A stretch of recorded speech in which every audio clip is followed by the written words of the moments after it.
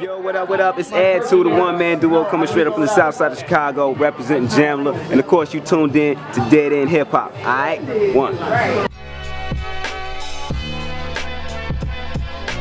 Okay, yeah, a couple of months ago, at the A3C. At the A3C. Yeah. A couple months ago at the A3C, me and Ken bumped into Add-2 after we got finished chopping up with R.A. Rugged Man. I was just like talking to R.A. and then that's, Ken was like, Brandon! Waved me over and shit. And I was looking out like, oh shit, Add-2, what up? So, we chopped it up and we was talking about, I remember he was talking to us about this upcoming project that we're going to talk about, Between Heaven and Hell, he got with Khrysis. And he was saying how, Don't Go, the opening single for it, the lead single for it was light work. So in my mind, I'm thinking like, okay, he's saying that to give me hype. But as I was listening to it, I was like, damn, Add-2, he was actually right. Gee, there's so many more way better than that. Like there's a joint called Death of Chicago. It's nasty. Like from when the beat cut on to when it cut off. It's ugly. Then there's the intro is called The Birth, man. Like there's some joints on it that's heavy. Oh, and Club Church. Oh, that's good. Gee, I'm telling you, when it's dropped, and we still got some more to do. Like we trying to get these last couple ones. Cause the first one's only gonna have it be 7 joints. It's gonna be out. Knife heard everything and was like, no. He was like, no, this is too good. He's like, man, we might as well just throw a couple more and call it a wrap. Don't Go was the light. It wasn't the wackest song, but it was the light work song from all the other songs that he had on there. Like he started with The Birth, spazzed out on that one, went to Don't Go, and then he went to I think it was Club Church, was it? Club Church. Yeah, Club Church. Yeah, go ahead and make Club Heaven. Club Hell. Yeah, Club Church, Club Hell. Yeah, Club Church, Club Hell. Love, like I said before, man, I think I said this on the More Missed Calls review we did earlier this year. You can check it out as well on the Dead End Hip Hop YouTube channel. This dude's songwriting capabilities, man, is crazy as an MC, man. For him to still spaz, but still able to craft a good song as an MC, man, I think is dope. I think this is really dope. Now, what was your favorite track on here, Ken? Believe it or not, so here's the funny thing about this. So I'm listening to it, and I know you had already hit me up, so I'm listening to this and I'm driving to it, and like he said, Don't Go is the lightest track on here because that's the one. I mean, and that's not, like you said, it's not a whack track. Yeah. But I skipped that track only because I've heard it before and I just want to get to some of the other songs. Yep. So I skipped that one to get the Club Church and Club Hell and the Death of Chicago and so on and so on. So I'm listening to it, and it was right after They Call It. They Call It. It was right after They Call It, which is okay. So right after They Call It, Running came on, and I was like, oh man, what the hell is this? Running away. I'm like, oh my God, what the fuck is this? I thought I was going to hate that song because the hook, when he led in with that hook, I was like, oh no. But when he started rapping and he said he wanted to be like Bill Cosby, and he said he had cockroach, I had cockroaches. My friend come over, I hope they don't see him. And he was just telling his story, man, and just like his life and growing up, he was being real introspective. And he even time stamped it with albums like Can I Borrow $1? And then he came back with the Kanye album. On the second verse. College Dropout. Yeah, College Dropout. So at that point, man, I was like, oh shit. That's when I hit you up. I was like, this shit is tight. This shit is tight. This EP is tight, man.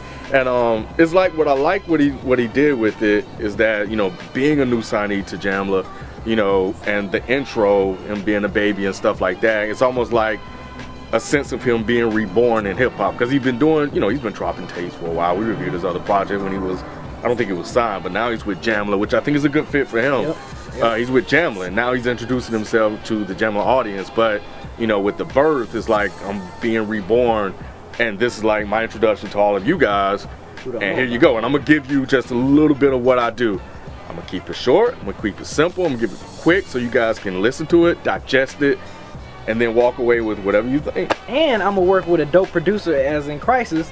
They went in, they was like, look, I'm just gonna work with this one producer, and which was interesting because normally you don't really see that coming from Jamla with them having the Soul Council. You always got Eric G, you got Cash Don't Make Beats working on beats. It's like you always get the different production and variety of producers with Jamla when you're a Jamla artist. So for him to just work with Khrysis and just for them to just go in with this EP, 9 tracks, not 20 plus like we say on the review, like, man, dude, I love you, Add-2, you dope, but 20 something tracks is a little too much, a little too extra, just trim it down. And I don't know if he listened to us or if that was the idea that him and Khrysis had all together. It was like, yo, let's go ahead and knock out, bang out these 9 tracks. I had a feeling you was gonna sign with them, but like when you was on the showcase last year, I was like, man, I think they gonna sign this dude. I had a feeling you was gonna sign with. If it was somebody, I think Jamla was a perfect home. Yeah, it was a good fit for him. I was like, man, that's a perfect fit. Even though I like what you was doing before then, I was loving what you did before then, but I was like, man, I don't think it'll change with him. I think he can still do what he's doing. What he's always done. That was the key thing, cause like I was dealing with Common and his people, and they was talking about maybe going to Def Jam, and they was like talking no idea about it and shit like that, and that was cool, but I was kind of like had my reservations about it. Okay. But once Knife talked about this, I was like, yo, this would be perfect because you guys already make the type of music that I make. Y'all support me anyway, so y'all would just want me to do what I do. Exactly. That's it. So to me, it was perfect. It was a perk because they've been supporting you for a minute. Yeah. When I saw you on the bill last year, I was like, man, I bet you he gonna sign with. I bet you he gonna sign with them. But that's why I had to congratulate. I'm like, congratulations, man. That's a good look. That was a good look. I appreciate it. It's been a long time coming. It was like relief because at first, you know, for a while you'd be like, man, everybody say you dope, but then you don't get that other step. So it's all like, well, what's wrong with me, man? You know what I mean? Like it's something's up. The whole time, what's happening is that they sitting back like, okay, let me figure out, you know, because it ain't like just throw him in. It's like, no. It's almost like a night piece on a chessboard. It's like a night piece. Nobody else can move like you move. So they like, wait. We'll let the rooks and the bishops, whatever. We gonna see what we gonna do with him.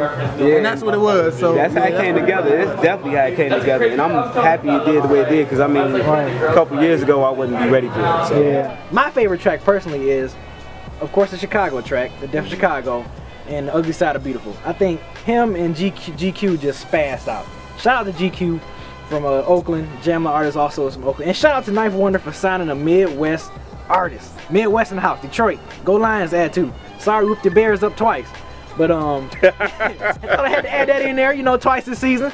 Shout out to the Lions. But yeah, I like the reason why I like Def Chicago so much because in the beginning he said, you know, it's like I love Chicago, but I hate it at the same time.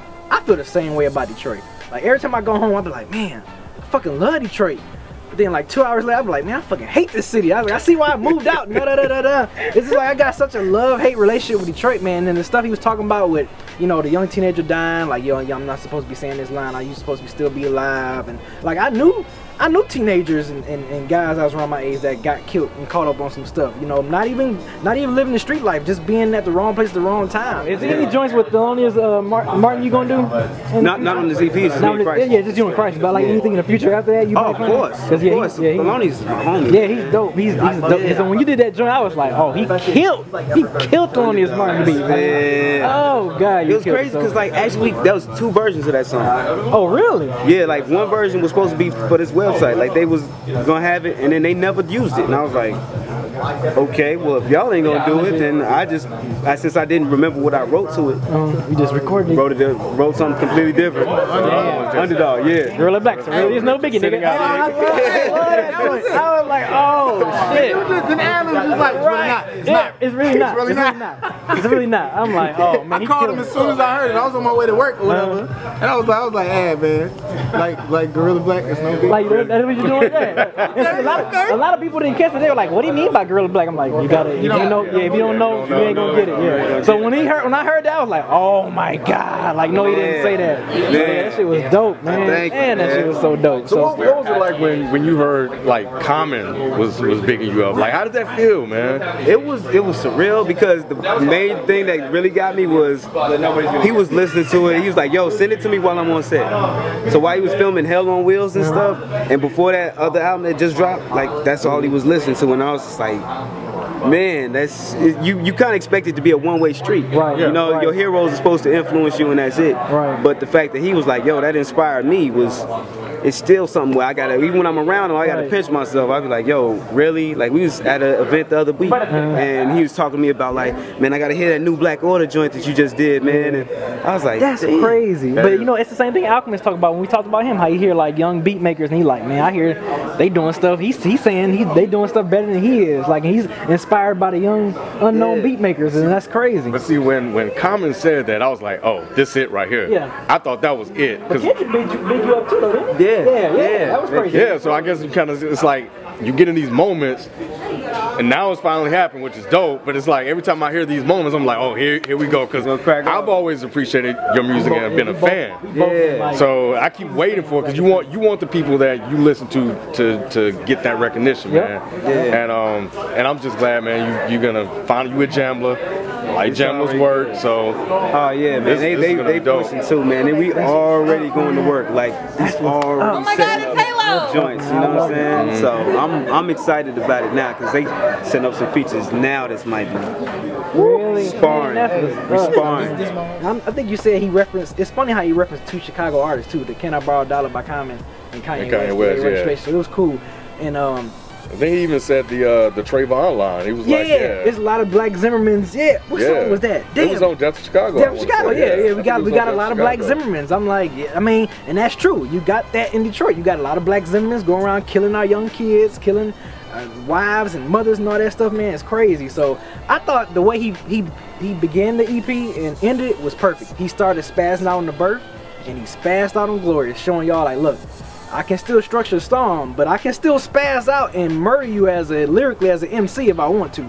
My least favorite song on this project would be They Call It. I think, you know, him talking about love relationships, I get it. If the beats and everything is nice, I just think it doesn't fit with the mode of the EP as well. I think that's my least favorite one.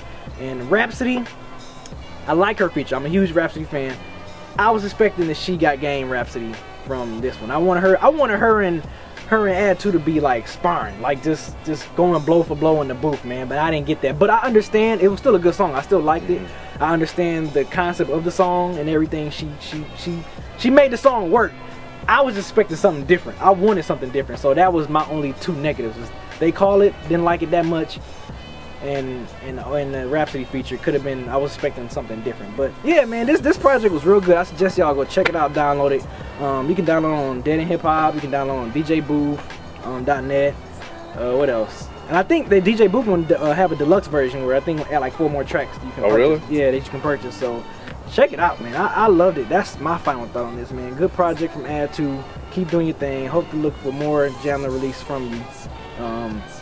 Welcome to the Jamla Squad, man. You about to have you a huge wide fan base, man. So, and shout out to Ninth Wonder again for that signing. That was a good look, and I kind of saw that coming from last year, 2012 A3C. He was on their showcase, and I'm like, okay, I see something brewing here. So, you know, and then he's been working. Add-2 was on Actual Proof, I think, double CD. So, you know, I think this was bound to happen. And how is it like working with some of the other artists, you know, like Actual Proof and all them? Because I'm a huge fan of them as well. Oh man, it's fun because like they work like machines over there, man. Like Bright Lady. Yeah, like it's really like what is it like it's just like as soon as somebody does a beat, somebody writes to it, somebody's recording to it. It's like it's no in between. So I love that. Like I was about to say you might like that then. I know you I'm competitive as hell too. So that's like to me it's like oh word. Yeah. Like one dude told me he was like yo man you gotta go in and kill it hard. You know the first verse was already dope. He's like nah man you gotta kill it hard. I'm like shit, I love that. I love you trying to push me and say yeah you can do better. So yeah. So man, that's what's up, man. I think it's a good fit for him. Yeah, I like the signing. I think it's you know,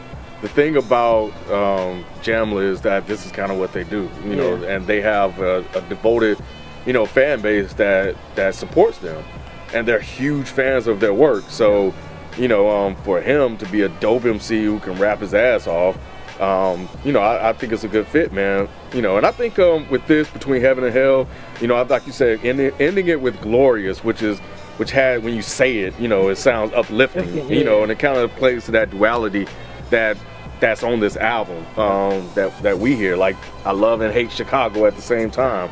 You know, Club Church, Club Hell, where it's all, you know, all bright and he's happy and I'm gonna get in heaven and you know, Peter wouldn't let me in. Yo, Jesus is my homie. That shit was, I'll be back. I'll be back. And then they send his ass to hell and the beat shifts It's dark. It's that David Banner Like a Pimp, you know, sample. Unless it's sample for somewhere else, but that's where I reference it back to. So no offense to Khrysis, but yeah, and then, you know, it's all dark, and, you know, again, that he's playing to those dualities that you see in the album title, and it's like, you know, he saw the two angels and shit. Then he's going here, man. It's like everybody get in free. Yeah, yeah. And everybody trying to fit in, but I don't fit in because everybody else trying to fit in. It's like. See, and it's a touch on reality. Yeah, it's a touch on really reality, is. man. So I'm like, damn, that's nuts, man. Shout out to Khrysis too on the production. I don't think I shout out Khrysis. Yeah, I'm glad you brought that up because I think we'd be remiss if we didn't talk about Khrysis and his production here, because he gave you kind of like that old school Justice League type stuff that they not. The Justice League. We talking about old school. Yeah, if you've been following them for a minute. You know what I'm talking about. The Justice League, like that shit, the real Justice League. But yeah, he gave you that soulful boom bap stuff, but then there was some stuff that Running. Yeah, I thought Running was kind of like a different like play on Khrysis. I'm like, okay, this is different, but it was good. It was good, and it kind of fit because right when it got to the chorus, you could almost visualize, you know, like Add-2 just running somewhere like in dark space, and, you know, it's just real spacey, trippy video. The ending, the way he closed out The Ugly Side of Beautiful. Yeah, that. Oh man, with the pianos and the violin. Killed that shit. Yeah, I was like, is this Khrysis production I'm listening to? Yeah, like he took it another level with this one, man. I think this is the perfect time to do it with the new MC. You know, if it's your first time being introduced to Add-2, I mean, you can get through it real quick and you'll, I mean, shit, and rock with it. Yeah. So yeah, it's on deadandhiphop.com, so that's where you go get it to check it out, download it. And check out his previous stuff too. More, One Missed Call, More Missed Calls, Save Our Souls, all dope projects. Cities. All dope projects. Lot of tracks, but they all dope projects.